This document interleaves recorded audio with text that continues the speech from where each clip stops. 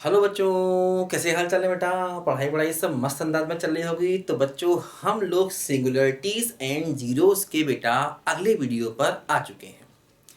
तो बच्चों, पिछले वीडियो में मैंने बताया था आपको कि आखिर जीरोस क्या होते हैं, सिंगुलरिटीज क्या होती है, उसके एग्जाम्पल दिए थे, है ना।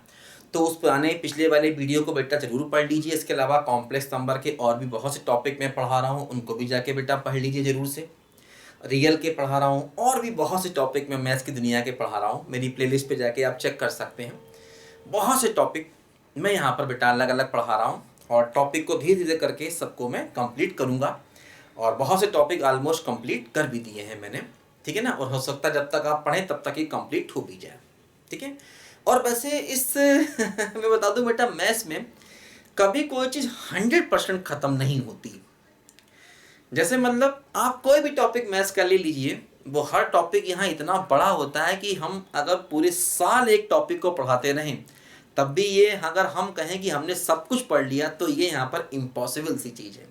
अगर कोई ये कहता है कि मैंने आपको सब कुछ पढ़ा दिया और ये कोई कहता है कि मैंने सब कुछ पढ़ लिया, इसका मतलब उसको टॉपिक की डेप्थ का भी आइडिया ही नहीं है। पढ़ लिया मतलब आपने अपने सिलेबस का पढ़ लिया। आप देखिए इतनी मोटी मोटी किताबें एक एक चैप्टर की यहाँ पर चलती हैं, है ना।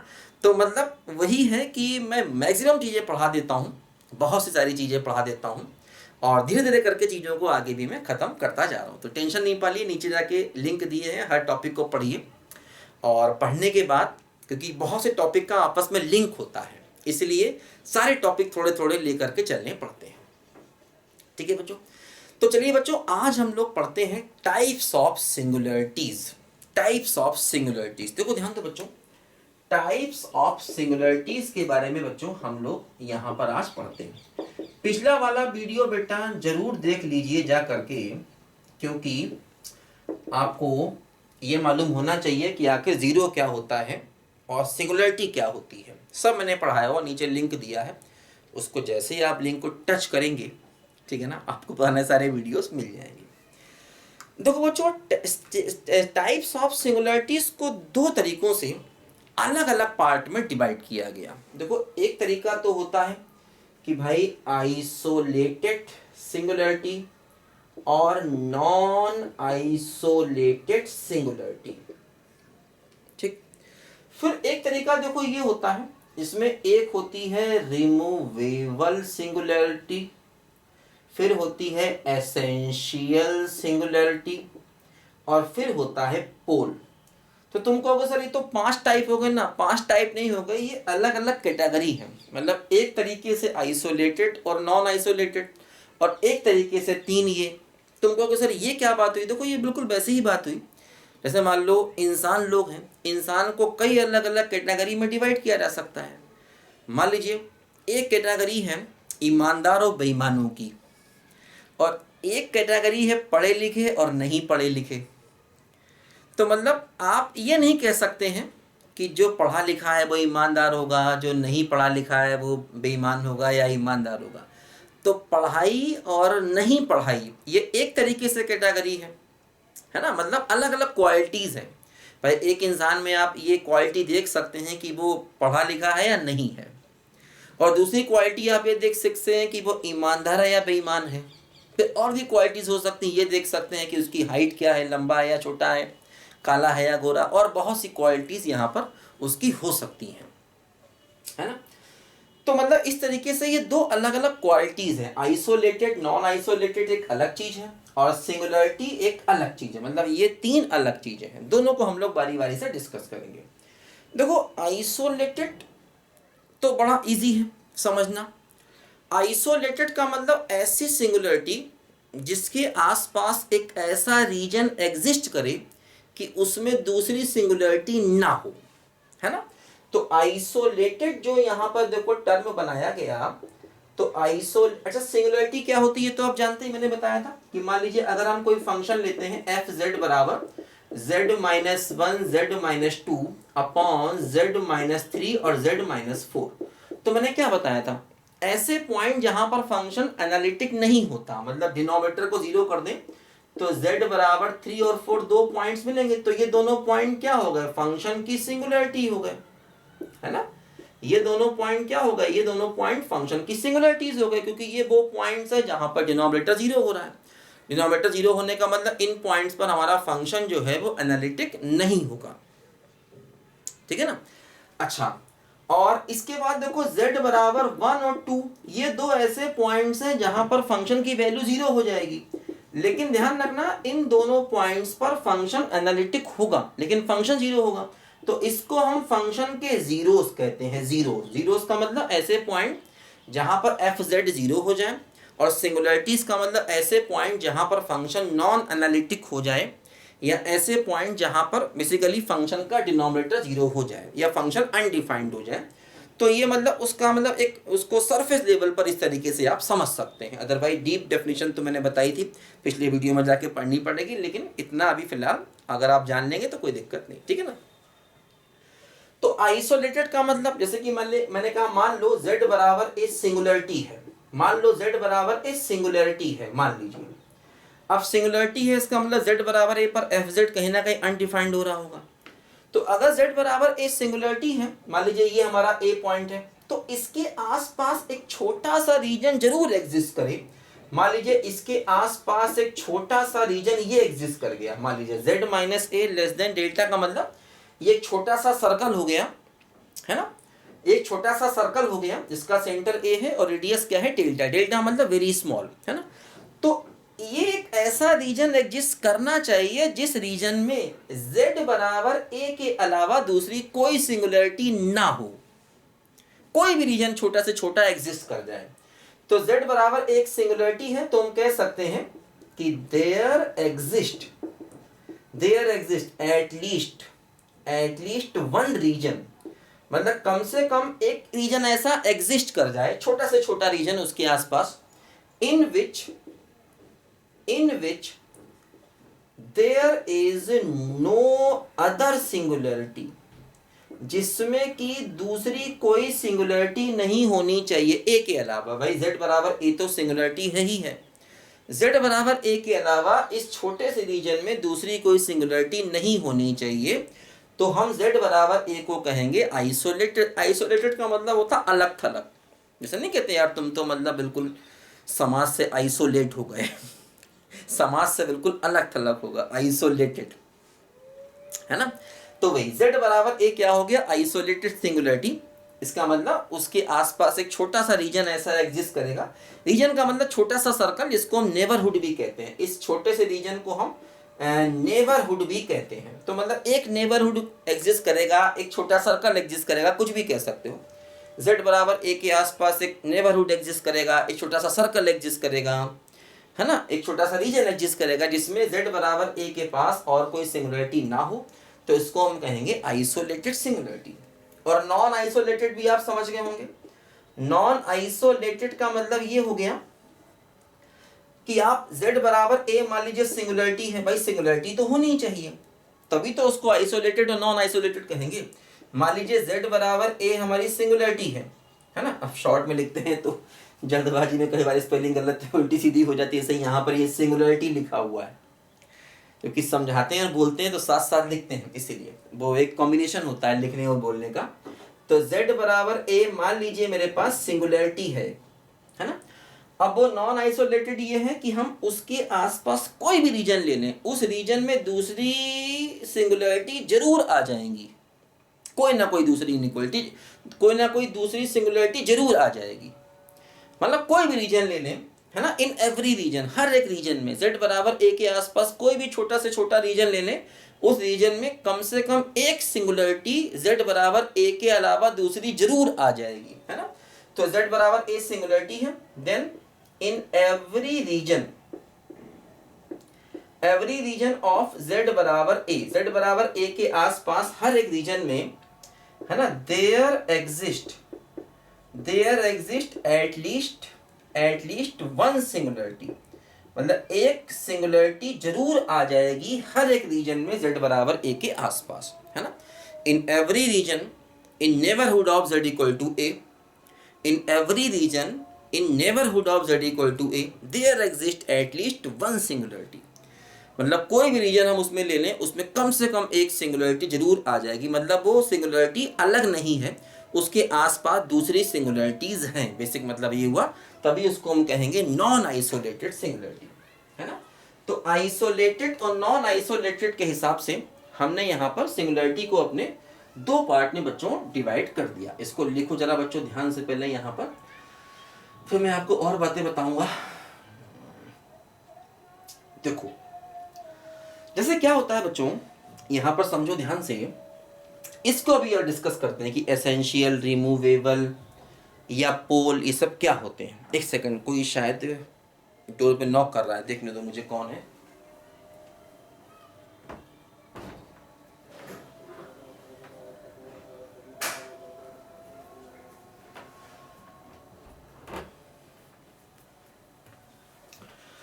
जरूरी काम था, एक सेकंड के लिए जाना पड़ा, माफ करना यार। हाँ तो बच्चों में क्या कर रहा था, ठीक है। देखो जैसे समझो, अब यहां पर z बराबर 3 और 4 दो सिंगुलरिटी हैं, समझो ध्यान से।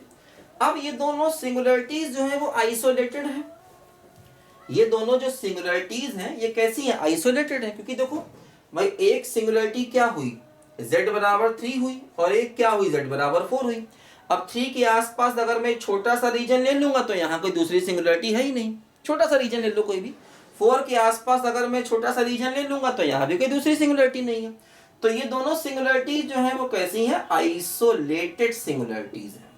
क्योंकि उसके आसपास एक रीजन ऐसा है जहां पर दूसरी, भाई अगर मान लो एक सिंगुलरिटी होती z बराबर 3 और एक होती z बराबर फॉर एग्जाम्पल 3.01, तब भी ये दोनों आइसोलेटेड होती, क्योंकि 3 होगी, अब 3 के बाद 3.01 होगी, लेकिन एक छोटा सा रीजन तो फिर भी एग्जिस्ट कर जाएगा ना। भाई छोटी सी रेडियस ले लो, बहुत कम रेडियस ले लो, भाई ये 3.01 है ना। तो आप 3 उससे बहुत छोटी रेडियस ले लो, आप ये रेडियस ले लो उसकी 0.001, तो इस रेडियस में एक सर्कल ऐसा बन जाएगा जिसमें दूसरी सिंगुलरिटी नहीं होगी। मतलब ये दोनों सिंगुलरिटी होती तो ये भी आपस में कैसी होती, आइसोलेटेड होती। ये बात समझो ध्यान से, है ना। तो यहाँ पर ये मत समझना 3 और 4 दूर दूर है, उसके आसपास जो भी इस प्रकार की छोटी छोटी सिंगुलरिटीज भी होंगी जिनके बीच की डिस्टेंस बहुत कम होगी, वो आइसोलेटेड ही मानी जाएंगी, है ना। इस बात को समझो, लिखो जरा ध्यान से इसको पहले। अच्छा देखो, अब इसमें एक दो बातें और अच्छे से आप लोग समझ लीजिए। यहाँ पर क्या देखो कि जैसे मान लो, मतलब यहाँ पर जो आपको सिंगुलरिटी दिखेंगी इस टाइप से डायरेक्ट, वो जनरली आइसोलेटेड सिंगुलरिटीज ही होती हैं, जो आपको यहाँ पर डायरेक्ट दिख जाती हैं। जैसे कि मान लो, मैं आपको एक दो छोटे छोटे एग्जांपल यहाँ पर और देता हूँ। जैसे कि मान लीजिए एफ जेड बराबर ये है z plus 1 upon Z into Z minus 2 है। अब यहाँ पर z बराबर 0 और 2, ये दो सिंगुलरिटीज हैं, दोनों आइसोलेटेड हैं क्योंकि 0 और 2 में काफी गैप है। हाँ, z बराबर -1 क्या हो गया, इसका 0 हो गया, जो अभी हम डिस्कशन नहीं कर रहे हैं। z बराबर -1 इसका 0 हो गया, ये दोनों सिंगुलरिटीज हो गई, और दोनों कैसी हो गई बोलो, आइसोलेटेड हो गई, है ना। ये बात ध्यान रखना। मान लीजिए एक एग्जाम्पल मैं यहाँ पर और लेता हूँ, एफ जेड बराबर मैं ले लूँ for example z plus 3 upon Z square और जेड स्क्वायर प्लस 2। अब देखो, अगर मैं डिनोमिनेटर को 0 करता हूँ तो z की वैल्यू 0 मिल गई, 0 0 मिल गई, और जेड स्क्वायर प्लस 2 बराबर अगर मैं 0 करता हूँ तो जेड स्क्वायर बराबर -2 हो गया, तो z बराबर प्लस माइनस अंडर रूट -2 हो गया, तो z बराबर प्लस माइनस √2 आयोटा हो गया। अब देखो यहाँ पर ये तीन सिंगुलरिटी है, 0, √2 आयोटा और -√2 आयोटा, तो ये तीनों ही आइसोलेटेड है। क्योंकि देखो जैसे 0 यहाँ पर होगा, √2 आयोटा, z बराबर √2 आयोटा का मतलब हो गया 0 प्लस आयोटा √2, यानी कि 0, √2, तो 0, √2 यहाँ पर कहीं पॉइंट आया। सिमिलरली 0, z बराबर माइनस आयोटा √2 क्या हो गया, 0, -√2 हो गया। तो ये देखो तीन सिंगुलरिटी है, ये तीनों भी आइसोलेटेड है क्योंकि इनके आसपास एक सर्कल ऐसे एग्जिस्ट करेंगे छोटे छोटे कि जिनमें दूसरी सिंगुलरिटी नहीं होंगी। तो इस टाइप से जो सिंगुलरिटीज हमको मिलती हैं, ये सारी की सारी बच्चों कैसी होती हैं, आइसोलेटेड होती हैं। तो यहाँ पर भी ये तीनों की तीनों सिंगुलरिटी कैसी है, हमारी यहाँ पर आइसोलेटेड सिंगुलरिटी है।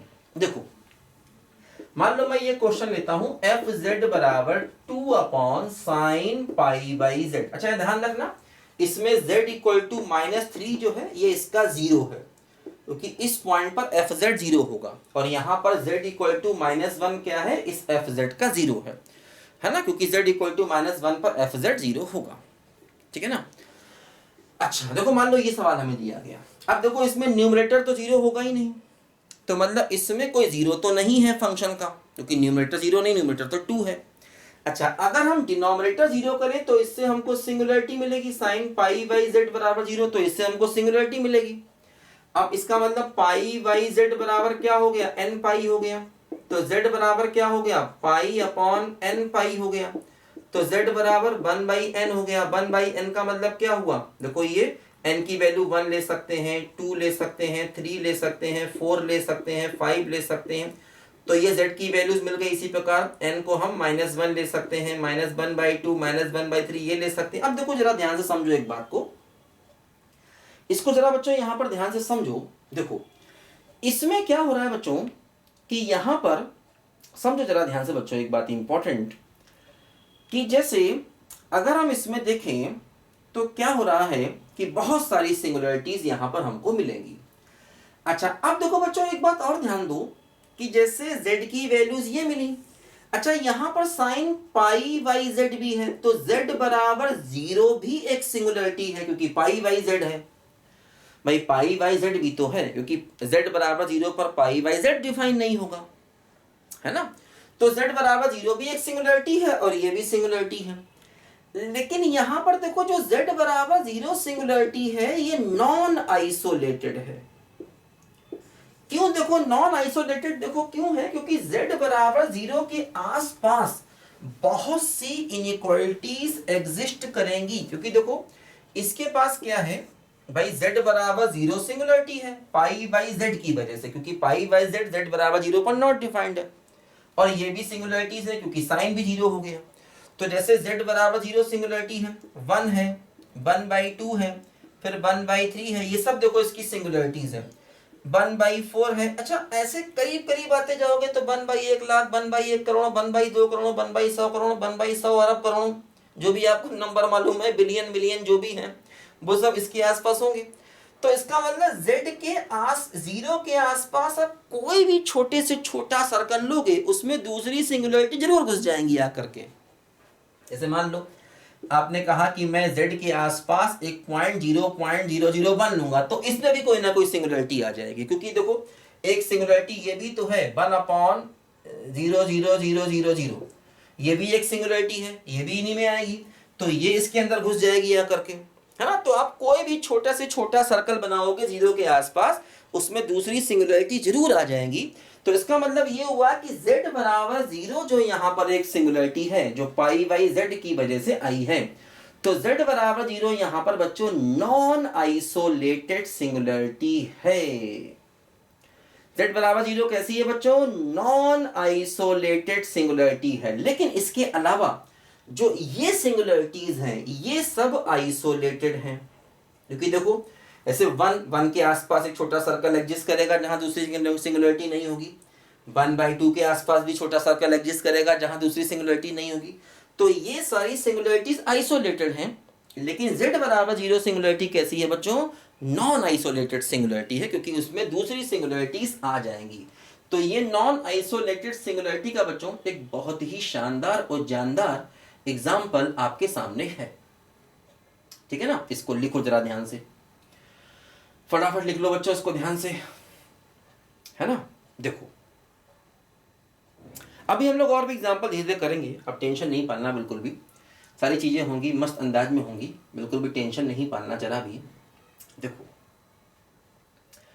जैसे क्या होता है बच्चों, अब हम बाकी जो टाइप हैं रिमूवेबल, एसेंशियल, इनको जरा पढ़ें, रिमूवेबल, एसेंशियल, इनको जरा पढ़ें। देखो ध्यान दो बच्चों, जैसे मैंने बताया था आपको जो दूसरा टाइप है उसकी तरफ चलते हैं, रिमूवेबल, एसेंशियल वगैरह क्या होता है। देखो मैंने आपको बताया था बेटा कि एक लॉरेंस सीरीज होती है, ये मैं पढ़ा रहा हूं आपको थेलर एंड लॉरेंस सीरीज भी, ये मैंने आपको समझाया था कि टेलर सीरीज क्या होती है, लॉरेंस सीरीज क्या होती है। लॉरेंस थ्योरम बच्चों ये कहती है, लॉरेंस सीरीज देखो बच्चों ये कहती है कि मान लीजिए अगर हमारा फंक्शन एक एनुलस रीजन में, मान लीजिए ये स्मॉल आर है, ये कैपिटल आर है और ये पॉइंट ए है, तो ये देखो जो रीजन हुआ, इस रीजन को हम ऐसे लिखते हैं mod of Z minus A from small R to capital R. इस रीजन को हम ऐसे करके लिखते हैं।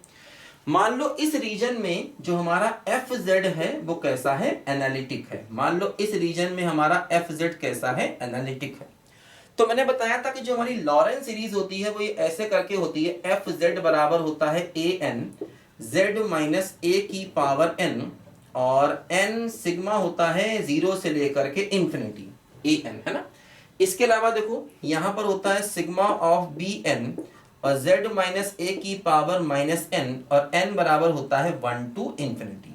तो इसको हम लॉरेंस सीरीज का एक्सपेंशन बोलते हैं। फिर ए एन बी एन की वैल्यू निकालने के तरीके होते हैं, इसे मैंने आपको समझाए थे, उनकी अपनी अपनी डेफिनेशन होती हैं।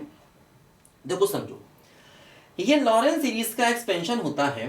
तो बच्चों देखो इसमें क्या होता है, ये वाला जो पार्ट है इसको हम प्रिंसिपल पार्ट बोलते हैं, प्रिंसिपल पार्ट, है ना।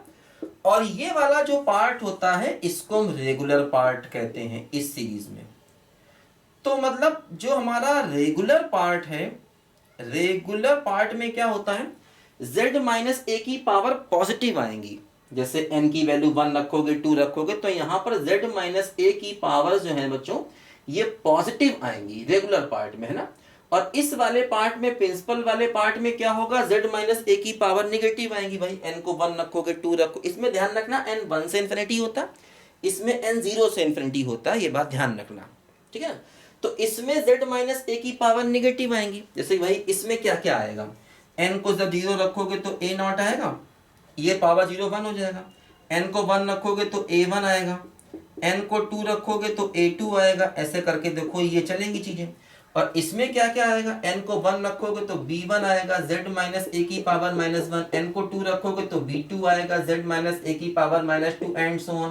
भाई सिग्मा का मतलब n की वैल्यू रखते जाओ, ऐड करते जाओ। तो इसको कहा जाता है प्रिंसिपल पार्ट, इसको कहा जाता है रेगुलर पार्ट, है ना। तो ध्यान देना बच्चों, प्रिंसिपल पार्ट में z माइनस ए की पावर निगेटिव्स आते हैं और इस वाले पार्ट में z माइनस ए की पावर पॉजिटिव आते हैं। कई बार ऐसा होता है कि जहां पर ये पार्ट नहीं होता या ये पार्ट नहीं होता, ये बात मैंने समझाई थी। जरूरी नहीं है कि लॉरेंस से हम एक्सपेंशन करें। अच्छा, फिर मैंने आपको ये भी बताया था कि लॉरेंस से एक्सपेंशन करने की जरूरत भी हर जगह नहीं पड़ती। हम दूसरे किसी भी तरीके से जब एक्सपेंशन करते हैं, चाहे बाइनोमियल से करें या साइन का एक्सपेंशन करें या एक्सपोनेंशियल का एक्सपेंशन करें, तो वो लॉरेंस ही होता है। मतलब जो भी एक्सपेंशन z की पॉजिटिव पावर या z की नेगेटिव पावर में होते हैं, चाहे हम किसी भी मेथड से करें, चाहे बाइनोमियल थ्योरम से करें, चाहे साइन एक्स सीरीज का एक्सपेंशन करें, चाहे एक्सपोनेंशियल सीरीज का एक्सपेंशन करें, चाहे हम लॉगरिथमिक सीरीज का एक्सपेंशन करें, जो भी हम एक्सपेंशन दूसरे किसी भी तरीकों से करते हैं और वो z की पावर पॉजिटिव और निगेटिव में अगर हैं, और जरूरी नहीं है कि दोनों चीजें हों, जैसे हो सकता है खाली z की पावर पॉजिटिव ही हो या खाली z की पावर निगेटिव ही हो, ऐसा हो सकता है लॉरेंस सीरीज में। ये बात मैंने आपको अच्छे से समझाई भी थी जब ये टॉपिक पढ़ाया था, समझे ना। तो मतलब हम किसी भी तरीके से एक्सपेंशन करें वो लॉरेंस का ही एक्सपेंशन होता है अगर वो z की पावर पॉजिटिव में और निगेटिव में है ना। तो क्या होता है, कभी कभी जैसे z की पावर पॉजिटिव नहीं आती, z की पावर निगेटिव, मतलब ये टर्म सारे नहीं आते, ये सारे आ जाते हैं, या कई बार ये नहीं आते ये आते हैं, या कई बार दोनों ही थोड़े थोड़े आ सकते हैं, ऐसा भी हो सकता है। तो अब इसमें क्या होता है, देखो समझो बात को ध्यान से। जैसे इस प्रिंसिपल पार्ट में, अगर प्रिंसिपल पार्ट में देखो एक बात और समझो, जैसे इस fz में z बराबर a क्या है, सिंगुलरिटी है। z बराबर a यहाँ पर क्या है, सिंगुलरिटी, क्योंकि जो हमारा फंक्शन है वो a पर एनालिटिक नहीं है, इस रीजन में एनालिटिक है, इन दोनों सर्कल के बीच में एनालिटिक है।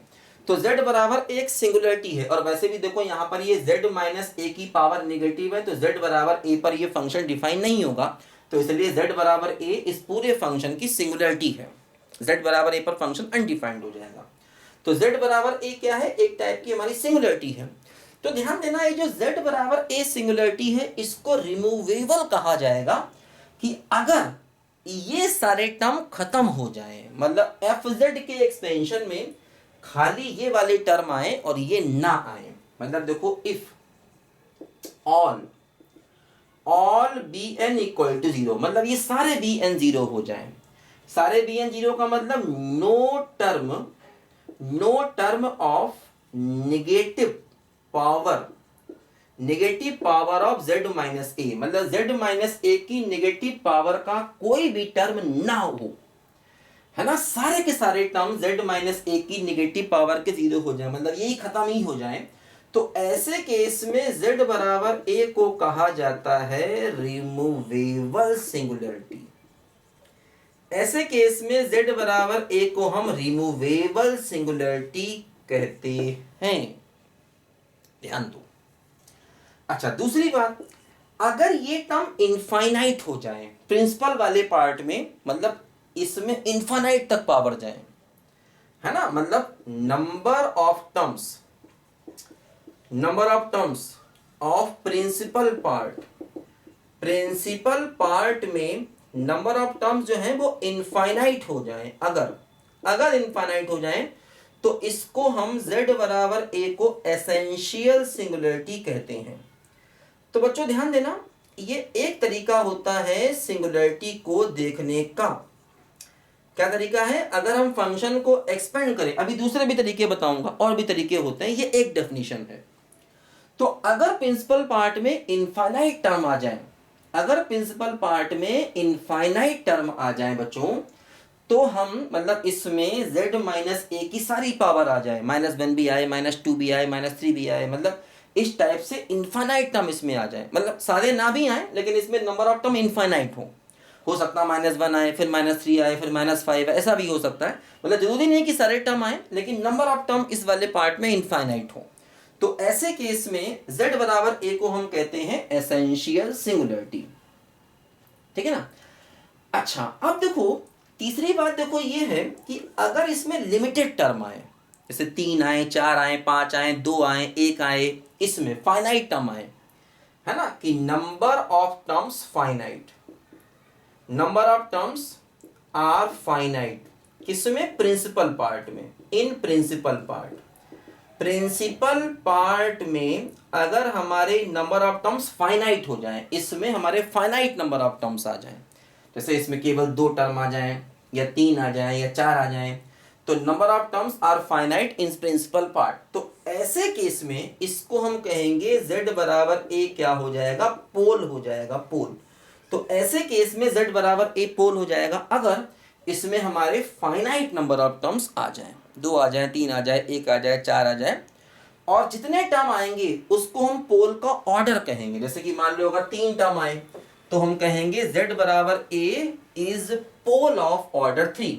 मान लीजिए नंबर ऑफ टर्म्स जो हैं, मान लीजिए अगर इसमें नंबर ऑफ टर्म्स n आ गए तो हम कहेंगे z equal to a is pole of order n, है ना। तो अगर मतलब इस पर सब कुछ है, इसमें कोई भी टर्म ना आए तो हम कहेंगे रिमूवेबल सिंगुलरिटी है, इसमें इनफाइनाइट टर्म आ गए तो हम कहेंगे z बराबर a एसेंशियल सिंगुलरिटी है, इसमें फाइनाइट नंबर ऑफ टर्म आ गए तो हम कहेंगे z बराबर एक पोल है। पोल क्या है? पोल एक टाइप की सिंगुलरिटी का नाम है और कुछ नहीं। पोल का मतलब कुछ नहीं, pole is a type of singularity, pole एक टाइप की सिंगुलरिटी का नाम है। तो ऐसे केस में z बराबर a क्या हो जाएगा? एक पोल हो जाएगा, और जितने टर्म होंगे उतना उसका ऑर्डर होगा। अगर इसमें 3 टर्म आएंगे तो हम कहेंगे z equal to a is pole of order 3, इसमें 4 टर्म आएंगे तो हम कहेंगे z equal to is pole of order 4, इसमें 50 टर्म आएंगे तो हम कहेंगे z equal to a is pole of order 50, है ना। तो ये बात बच्चों जरा यहाँ पर ध्यान रखो कि अगर सारे के सारे bn 0 हो गए तो वो रिमूवेबल सिंगुलरिटी है ना। अगर इनफाइनाइट नंबर ऑफ टर्म आ गए तो एसेंशियल है, फाइनाइट नंबर ऑफ टर्म आ गए तो फिर वो एक पोल है। देखो ये तो मतलब एक बेसिक डेफिनेशन है टाइप ऑफ सिंगुलरिटी को चेक करने का, लेकिन ये बेसिक डेफिनेशन तभी काम कर पाएगी जब हम फंक्शन को एक्सपेंड कर पाए। अगर फंक्शन का एक्सपेंशन काफी टफ हो गया तो फिर ये डेफिनेशन काम नहीं करती। जैसे कि मान लो मेरे पास साइन की सीरीज है, कॉस की सीरीज है, तो हम उसको डायरेक्ट उसका एक्सपेंशन जानते हैं। एक्सपोनेंशियल फंक्शन है, डायरेक्ट उसका एक्सपेंशन जानते हैं, समझे ना। और अपना देखो जैसे कि अपनी बाइनोमियल सीरीज है, उसका भी हम एक्सपेंशन जानते हैं, है ना। तो अगर हम एक्सपेंशन कर पाए तो फिर हम ऐसे चेक कर लेंगे, अगर एक्सपेंशन नहीं कर पाए तो हमें दूसरे तरीके भी चाहिए। तो देखो ये तो इनकी बेसिक डेफिनेशन है। अब देखो इनकी दूसरी डेफिनेशन भी बच्चों यहाँ पर आती हैं। देखो वो ये क्या होती हैं, समझो ध्यान से। देखो दूसरी डेफिनेशन देखो बच्चों यहाँ पर ये इसकी होती हैं, इस बात को जरा समझो ध्यान से। देखो क्या,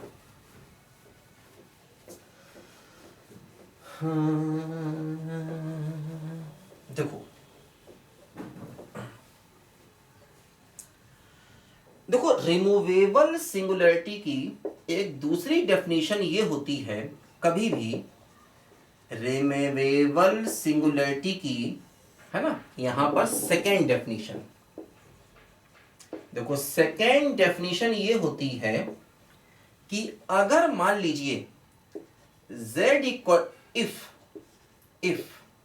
limit z tending to A F Z equal to finite आ जाए, कभी भी अगर हम एफ जेड की z टेंडिंग टू ए पर लिमिट निकालें ये फाइनाइट आ जाए, तो ऐसे केस में हम z इक्वल टू ए को रिमूवेबल, ठीक है, सिंगुलरिटी कह सकते हैं।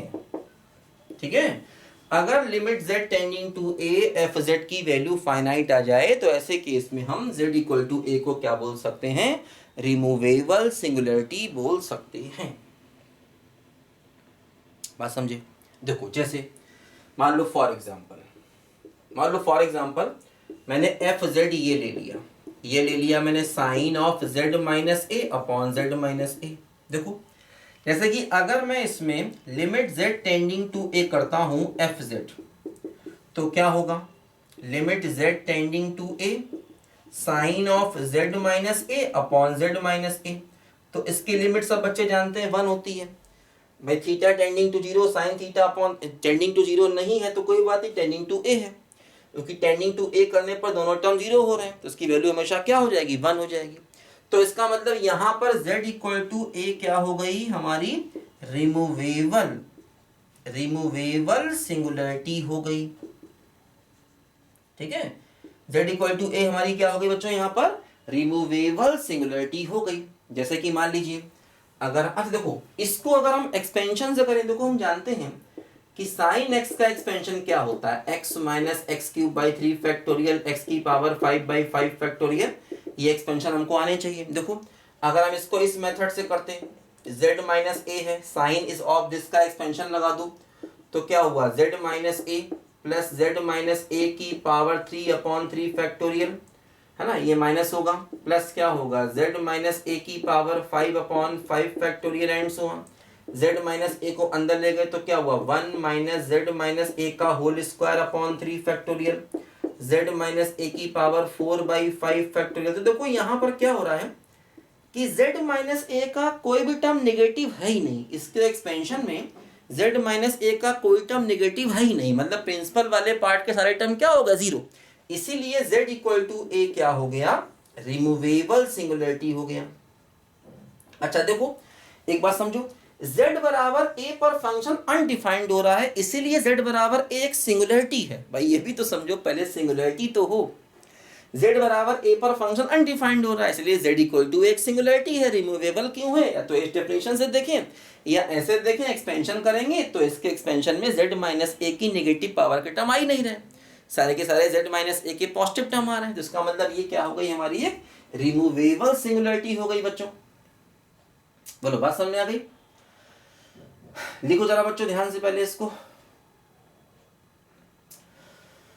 प्यार दीवाना होता है मस्ताना होता है, हर खुशी से हर गम से बेगाना होता है, शमा कहे परवाने से अरे चला जा, मेरी तरह जल जाएगा यहाँ नहीं आ। देखो जैसे मान लो मैं एफ जेड बराबर ये लेता हूँ Z square minus 4 upon Z minus 2, तो जेड बराबर 2 क्या है, एक सिंगुलरिटी है, क्योंकि जेड बराबर 2 पर क्या हो रहा है, जेड बराबर 2 पर फंक्शन अनडिफाइंड बन रहा है, तो फंक्शन एनालिटिक नहीं होगा। लेकिन अगर हम लिमिट z टेंडिंग टू 2 निकालें, है ना, तो क्या होगा, ये 0/0 फॉर्म बन रही है, तो क्या होगा z-2 और z+2 अपॉन z-2 हो गया, ये कैंसिल हो गया। तो देखो लिमिट फाइनाइट आ गई, इसका मतलब z बराबर 2 कैसी हो गई, रिमूवेबल सिंगुलरिटी हो गई। तो z बराबर 2 कैसी हो गई बच्चों, रिमूवेबल सिंगुलरिटी हो गई, क्योंकि z बराबर 2 पर हमारा फंक्शन की लिमिट जो है वो एग्जिस्ट कर रही है। बस समझे? बोलो भाई, जैसे कि मान लो अगर मैं क्वेश्चन यहां पर लेता हूं और मैंने क्वेश्चन लिया fz equal to sine 1 upon z-a, ये लिया। अब देखो z बराबर a इसकी सिंगुलरिटी है कि नहीं, z बराबर a पर फंक्शन 1 अपॉन 0 यानी इनफाइनाइट बनेगा, तो z बराबर a सिंगुलरिटी है। इसको अगर हम एक्सपेंड करें तो ये x हो गया, तो क्या होता है x minus x cube by 3 factorial, ठीक है, और प्लस क्या होगा x की पावर 5/5 फैक्टोरियल, ऐसे करके देखो ये आएगा। तो देखो यहां पर क्या हुआ, यहां पर z माइनस ए की पावर -1, z माइनस ए की पावर -3, z माइनस ए की पावर -5, मतलब, और ये एक्सपेंशन इनफाइनाइट तक जाएगा। तो मतलब z माइनस ए की नेगेटिव पावर वाले इनफाइनाइट टर्म है, मतलब प्रिंसिपल पार्ट में इनफाइनाइट टर्म है।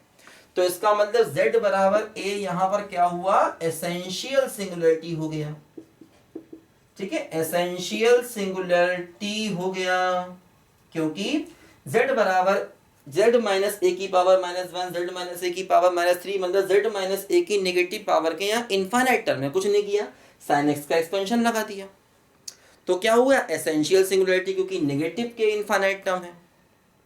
बात समझे ना? तो ये एसेंशियल सिंगुलर, अभी तुमको मैं एसेंशियल सिंगुलरिटी की दूसरे तरीका ही बताऊंगा, परेशान मत होना। जैसे रिमूवेबल का हम लोगों ने एक और तरीका यहाँ समझा ना, ऐसे ही तुमको मैं अभी एक और तरीका यहाँ बताऊंगा एसेंशियल का भी, समझो ध्यान से। देखो जैसे मान लो अगर मैं ले लूं एक क्वेश्चन, क्या fz बराबर e की पावर 1/z, देखो e की पावर x का एक्सपेंशन क्या होता है, 1 plus x upon 1 factorial, x square upon 2 factorial, x cube by 3 factorial. तो ये सब एक्सपेंशन हम किसी मेथड से करें वो बेसिकली लॉरेंस सीरीज ही है। जैसे हम साइन एक्स का एक्सपेंशन इससे कर रहे हैं तो ये भी लॉरेंस सीरीज है।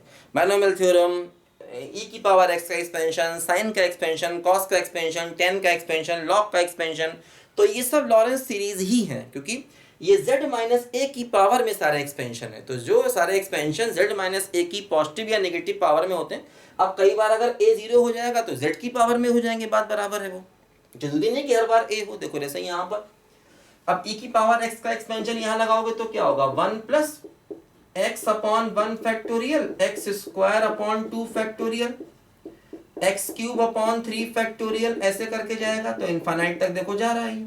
तो देखो यहाँ पर z की पावर -1, z की पावर -2, z की पावर -3 एंड सो ऑन, तो z की नेगेटिव पावर के इनफाइनाइट टर्म है। तो इसका मतलब z बराबर 0, क्योंकि देखो z बराबर 0 सिंगुलरिटी है, क्योंकि 1/z है, तो ये क्या हो गई, ये हो गई एसेंशियल सिंगुलरिटी, ठीक है। तो ये क्या हो गई, बोलो, z बराबर 0 क्या हो गई, एसेंशियल सिंगुलरिटी, क्योंकि z की नेगेटिव पावर के यहां पर इनफाइनाइट टर्म है ना। इस बात को जरा यहां पर बच्चों समझो ध्यान से, ठीक है। तो z बराबर 0 क्या हो गया, एसेंशियल सिंगुलरिटी हो गया। अच्छा, अब देखो जरा बच्चों यहां पर एक बात को ध्यान से समझो कि अब जैसे पोल का एग्जाम्पल अभी यहां पर आपके सामने नहीं आया है ना। पोल का एग्जाम्पल यहां पर आपके सामने नहीं आया। देखो पोल का एग्जाम्पल एक लेते हैं, पोल का एग्जाम्पल देखो बच्चों यहां पर लेते हैं।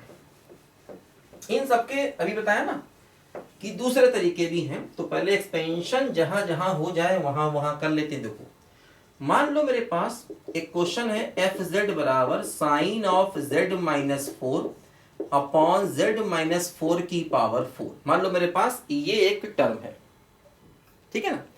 अब देखो ये चलो a कर लो, z माइनस ए और अपॉन z माइनस ए की पावर 4। देखो 1 अपॉन z माइनस ए की पावर 4 है, इसका एक्सपेंशन करो, साइन x का क्या होगा, x और minus x cube by 3 factorial, plus x की पावर 5/5 फैक्टोरियल माइनस एक्स की पावर 7/7 फैक्टोरियल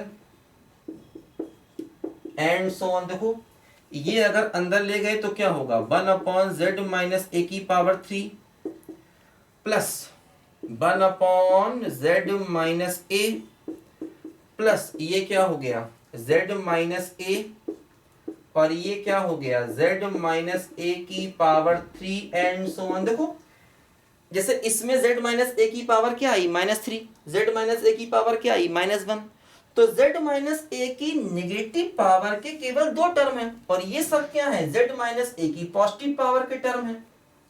तो प्रिंसिपल पार्ट ये हो गया क्योंकि यही 2 टर्म z माइनस ए की पावर नेगेटिव के हैं, तो इसमें z माइनस ए की नेगेटिव पावर के केवल 2 टर्म है, फाइनाइट नंबर ऑफ टर्म है, यही प्रिंसिपल पार्ट हो गया।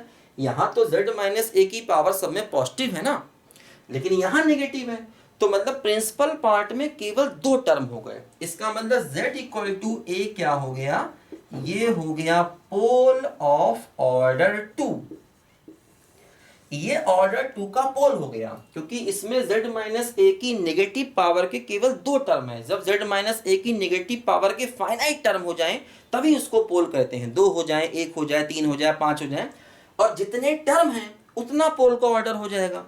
अच्छा z इक्वल टू ए एक सिंगुलरिटी है, क्यों, क्योंकि z बराबर a पर हमारा फंक्शन अनडिफाइंड हो रहा है। भाई z इक्वल टू ए क्या है, एक सिंगुलरिटी है, भाई ये तो पहले देखना पड़ेगा, ठीक है। और वो सिंगुलरिटी क्या है, पोल है, और उसका ऑर्डर क्या है, तो भाई पोल क्या है, पोल कोई नई चीज नहीं है, पोल एक टाइप की सिंगुलरिटी ही है। अगर उस है ना z इक्वल टू ए क्या है, एक सिंगुलरिटी है, और इस सिंगुलरिटी को पोल कहेंगे क्योंकि इसमें z माइनस ए की जो नेगेटिव पावर के टर्म है वो केवल 2 हैं।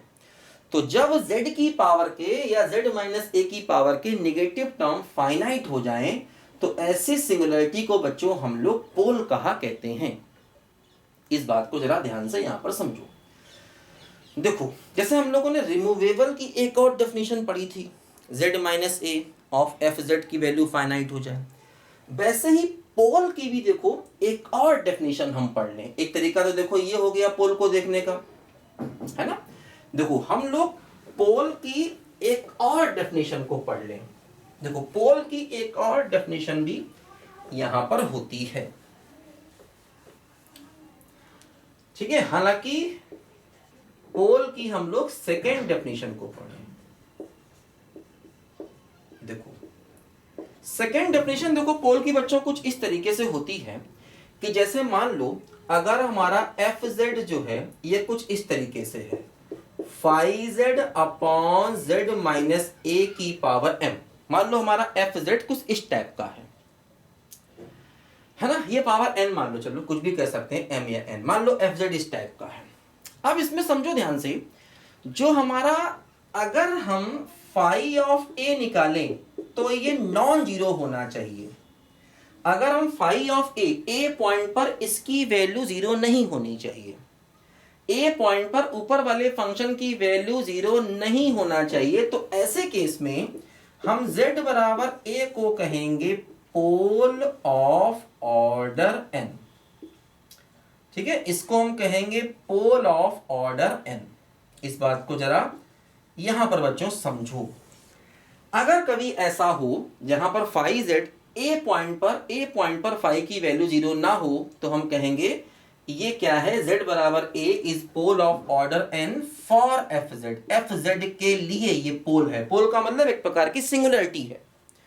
देखो जैसे कि मान लो फॉर एग्जांपल, अगर मान लो मैंने क्वेश्चन लिया F Z equal to 1 upon Z minus 1 की पावर 4 जेड माइनस 2 की पावर 3।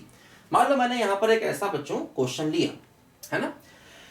अब देखो इस क्वेश्चन में अगर मैं इसको ऐसे लिखूं 1 अपॉन जेड माइनस 1 की power 4 whole divide by Z minus 2 की पावर 3, देखो ये इस टाइप का हो गया। अगर मैं इसको फाई जेड मान लूं तो इसको मैं फाई जेड मान लूं, मान लीजिए जेड माइनस ए की पावर 4 को। अच्छा जेड बराबर 2, देखो क्या हुआ, जैसे यहां पर जेड माइनस ए की पावर एन है तो यहां जेड माइनस 2, तो जेड बराबर 2 क्या हो गया, पोल हो गया। कितने ऑर्डर का? 3 ऑर्डर का, पोल ऑफ ऑर्डर 3। क्यों? क्योंकि 2 पर 5 जीरो नहीं है। अगर मैं 5 ऑफ 2 निकालूंगा तो वो क्या होगा? 0 नहीं आएगा। 5 ऑफ 2 निकालूंगा तो वो 0 नहीं आएगा, है ना। अच्छा, एक बात और ध्यान रखना, 5 ऑफ ए 0 नहीं है और 5 ऑफ ए कुछ फाइनाइट भी आना चाहिए, मतलब इसकी वैल्यू कुछ फाइनाइट भी होनी चाहिए। तो ये फाइनाइट मतलब इसकी वैल्यू इनफाइनाइट नहीं होनी चाहिए, ये बात ध्यान रखना, है ना। तो z इक्वल टू 2 क्या हो गया? पोल ऑफ ऑर्डर 3 हो गया। अच्छा, सिमिलरली अगर मैं इसी सवाल को ऐसे लिखूं, अगर मैं इसी सवाल को देखो ऐसे लिखूं, 1/z - 2 की power 3 whole divide by z-1 की पावर 4। तो अब देखो फिर ये इस टाइप का हो गया। अब यहां पर देखो 5z ये हो गया, अब यहां पर 5z देखो ये हो गया। अब देखो क्या हुआ, z-a की जगह कितना आ गया? 1 आ गया। तो मतलब जो 1 है 1, z बराबर 1 क्या हो गया? ये हो गया पोल कितने ऑर्डर का? 4 ऑर्डर का, पोल ऑफ ऑर्डर 4। और हाँ, 1 पर ये टर्म देखो 0 नहीं है। 5 ऑफ 1 निकालेंगे तो ये टर्म भी देखो 0 नहीं आ रहा। तो मतलब इसको देखते ही हम बता सकते हैं कि z बराबर 1 जो है ये 4 ऑर्डर का पोल है, z बराबर 2 जो है ये 3 ऑर्डर का पोल है, ठीक है ना। इसको हम देखते ही इस तरीके से बच्चों यहां पर ये बता सकते हैं। नहीं तो देखो फिर अगर हम इसमें बेसिक डेफिनेशन पे जाएं, ये तो सेकंड डेफिनेशन से हमने किया, तो बेसिक डेफिनेशन में क्या होगा? मैंने बताया था कि किसी भी फंक्शन का एक्सपेंशन करना है तो उसके पार्शियल फ्रैक्शन करने पड़ते हैं। तो जब इस प्रकार के टर्म के, अब जरा ध्यान दो, अगर हम इस प्रकार के टर्म के पार्शियल फ्रैक्शन करते हैं तो कैसे करते हैं? ये पावर 4 है तो a/z-1 प्लस b/z-1 की पावर 2 प्लस c/z-1 की पावर 3 d/z-1 की पावर 4, है ना, ऐसे करा जाएगा। फिर ये पावर 2 है तो ये हो जाएगा e/z-2 प्लस f/z-2 का स्क्वायर प्लस g/z-2 की पावर 3, ऐसे किया जाएगा। तो देखो क्या हुआ, इसके पार्शियल फ्रैक्शन करोगे तो इसके कितने टर्म आएंगे? 4। तो देखो ये 4 टर्म है तो z-a, क्योंकि नेगेटिव पावर के चारों टर्म है, z-a की पावर 1, z-1 की पावर -2, -3, -4, क्योंकि ये सब नेगेटिव पावर के टर्म है। तो z बराबर 1 क्या हो गया? पोल ऑफ ऑर्डर 4 हो गया। और z-2 की नेगेटिव पावर के 3 टर्म है तो z बराबर 2 क्या हो गया? ये ऑर्डर 3 का पोल हो गया। तो ऐसे भी कर सकते हैं। तो फिर हमें इसके इस तरीके से, क्योंकि मैंने बताया था इस टाइप का जो भी टर्म होता है उसका आप अगर एक्सपेंशन करना चाहते हैं तो एक्सपेंशन को करने के लिए आपके पास जो है वो फिर पार्शियल फ्रैक्शन करना पड़ता है। ये लॉरेंस सीरीज में मैंने बताया था, क्योंकि एक्सपेंशन तो हम इसका कर सकते हैं लेकिन वो ये पार्शियल फ्रैक्शन पर जाना होगा। तो ऐसे भी हम देख सकते हैं, लेकिन ये तरीका ज़्यादा आसान होता है। तो इस तरीके से भी हम पोल को निकाल सकते हैं। तो अभी बच्चों हम लोग और भी सवाल करेंगे रिमूवेबल सिंगुलरिटी, एसेंशियल सिंगुलरिटी, पोल को देखने के, और अभी इसको आइसोलेटेड और नॉन आइसोलेटेड पे भी हम लोग देखेंगे। तो ये 5 चीज़ें हमको डिटेल से बेटा पढ़नी है, इसके हम लोग और भी सवाल करेंगे, परेशान मत होइए, अच्छे अच्छे सवाल करेंगे। अभी तो हम लोगों ने बेसिक सीखा, अभी और भी नई नई बातें यहाँ पर सीखेंगे, टेंशन नहीं पालना बच्चों।